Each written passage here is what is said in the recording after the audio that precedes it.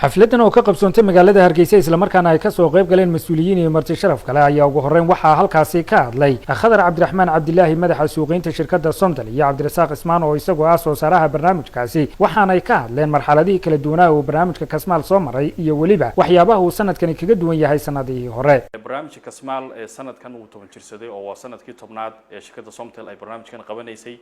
barnaamijka Kasmaal waxa uu ka kooban yahay in ka warhaynaba waxaan baarsan guud ahaan waa aqoon gaar ahaanna wuxuu ka kooban yahay amba uu xambaarsan yahay dhinaca dhaqanka iyo dhinaca diinta iyo dhinaca taariikhda iyo guud ahaanba aqoonta guud. sanadkan sida ayna ka warqabnaba waxa lagu jira xaalad takoor ah xaalad maxay ahayd in qof walba gurigiisa uu joogo. sanadkan inaga oo raacayna shuruucda dawladda iyo guud ahaanba caafimaadka oo amirta layna siinayo ah inaan maxay ahayd la isu soo dhawaanin amba inaan dadku meel aanay goob sidan in aad aanay iskugu imanin. waxaynu ugu talagalay in aynu joojino sanadkan dadkii isu imanayay isla markaana barnaamijka sanadkan aynu u bedelo qaab casri ah oo ah live in aynu bulshada ku booqano guryahooda iyo xafiisyadooda iyo meelaha ay joogaanba. waxa aan waqti u siin doonaa dadka guryaha ama goobahooda jooga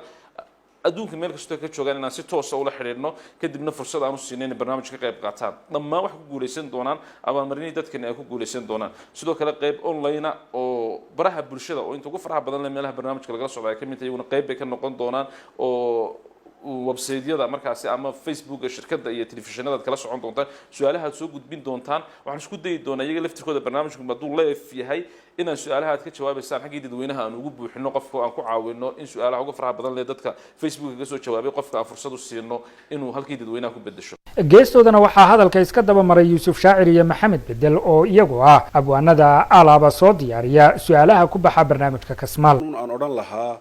barnaamijku fariinta uu sida magaciisa ka muuqataayo barnaamij aqooneed annaguna intii itaalkaya ah waanu sameynay kullayba bilaad baabna laga yaabaa in wax naga khaldamaana leeano maxay yeelay barnaamijku waa barnaamij aad u dheer su'aalihiisu fara badan yihiin meelo badan la xiganayo marka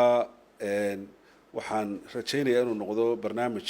faa'iido leh. aqoonta aanu soo gudbinaa maaha ta annagu aanu naqaan ee waa tu annagu aanu kororsanno oo aanu ama bugaag ka tixraacno ama aanu meelo kale ka soo xigano. geestiisana waxaa halkaasi hadal kooban ka jeediyay Maxamed Sulub oo ah madaxa xidhiidhada ee jaamacadda Hargeysa. shakhsi ahaan waxaan ku ahaa dadkii ku xidhnaan jiray Kasmaal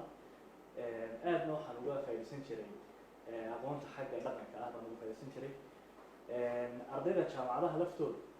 dee aqoon guud oo aad u weyn oo dhaqanka iyo diinta iyo taariikhda ahba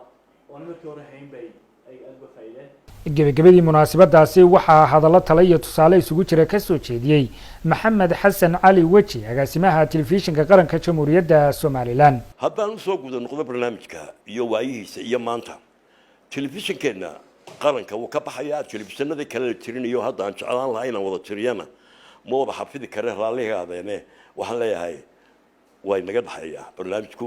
magaalada dadkii soo degay ilaa maanta boqolaal sano dun degana bay dhaqankeeda ku dara su'aalaheeda haddaan wax idin xusuusiyo inan baan maalin ku idhi inan gashaanteen ayaan ku idhi daabaca bee mataqaana waxay u tiri maduraw daabaca aniga inantii ila daadahayd daabaca may aqoon waabay tolaysayba iyadaa ka shaqaynaysa halkan daahyada ay ka soo iibsanaysaan xaamada dukaamada hablu iyagaa tolan jiray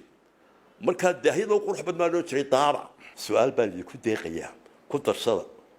idinna waan idin sheegi doonaa waxa su'aalaha ku darsaan marash